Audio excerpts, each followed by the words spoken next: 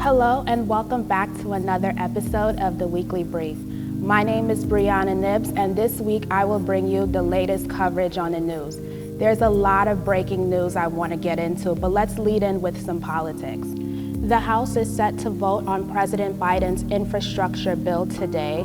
Democrats have been fighting both battles, the bill and a possible government shutdown. The Senate is expected to vote on the stopgap bill today to keep the government funded through early December. The bill includes emergency funding for natural disaster relief and to assist Afghan refugee resettlement. Senate Majority Leader Chuck Schumer said that the Senate can approve the bill quickly and send it to the House so it can reach the president's desk. The effort came as Democrats are trying to figure out how to address the debt limit crisis as Republicans oppose helping them to suspend debt limit. This comes after Senate Republicans has blocked a procedural vote on Monday that would avert a government shutdown and extending debt limit. Treasury Secretary Janet Yellen has warned that the federal government will likely to run out of money by October 18th. Meanwhile, progressive Democrats are still sticking with their plans on not voting on the infrastructure bill without the $3.5 trillion reconciliation package. Moderate Democrats Senator Joe Manchin and Senator Kyrsten Sinema has faced a lot of backlash from their Democratic colleagues for refusing to go along with the reconciliation package, in which they said it is too large. Manchin released a statement on his Twitter page yesterday calling his colleagues' spending plans fiscal insanity. He later on expressed his concerns about a potential inflation and funding shortages for Social Security and Medicare. Neither Manchin nor Sinema had said what size of a spending bill they could support. Manchin, however, said that he will support the changes of the tax code.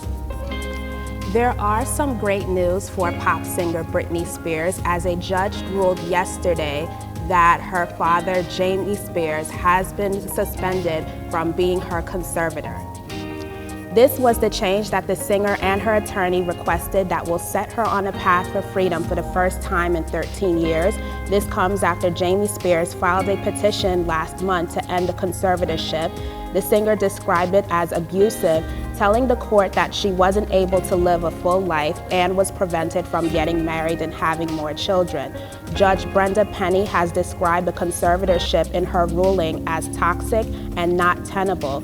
She appointed a temporary conservator nominated by Spears herself, who is an accountant and will be required to oversee her finances until December 31st. This past year, there has been a public interest in the Spears case, as 3 documentaries have been released highlighting the struggles Spears was going through in the conservatorship.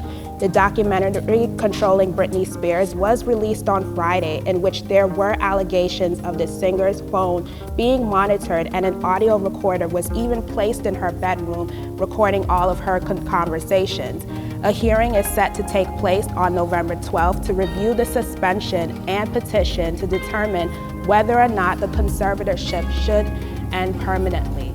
R&B singer R. Kelly has been found guilty of all counts of sex trafficking and racketeering charges. His charges can land him in prison for life. 14 alleged acts involving 5 underage girls, including the now deceased R&B singer Aaliyah, whom he illegally married during the late 90s when she was only 15 years old. Kelly will face a second federal trial on charges of child pornography and obstruction of justice in Illinois. Some of the accusations are related to the 2008 trial, in which he was acquitted of all charges. His sentencing in the New York case is scheduled for May 4th, 2022.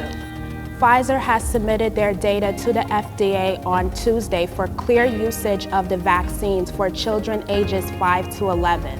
The FDA is expected to analyze data collected in a trial that would include more than 2,000 children before granting emergency use authorization. Millions of children had returned to the classrooms and are required to wear masks, despite a heated debate over the mask mandate. There have been more than 5.7 million children testing positive for COVID-19 since the pandemic. the number of new child COVID cases remaining extremely high, with nearly 207,000 cases were added this past week, according to the American Academy of Pediatrics. YouTube has announced yesterday that they are banning videos that relates to vaccine misinformation. This comes after they recently terminated the accounts of several prominent anti-vaccine influencers, including Joseph McCullough and Robert F. Kennedy Jr. The new policy was made as the company began to see false claims about the vaccines. In their statement, they quote, "We're now at a point where it's more important than ever to expand the work we started with COVID-19 to other vaccines."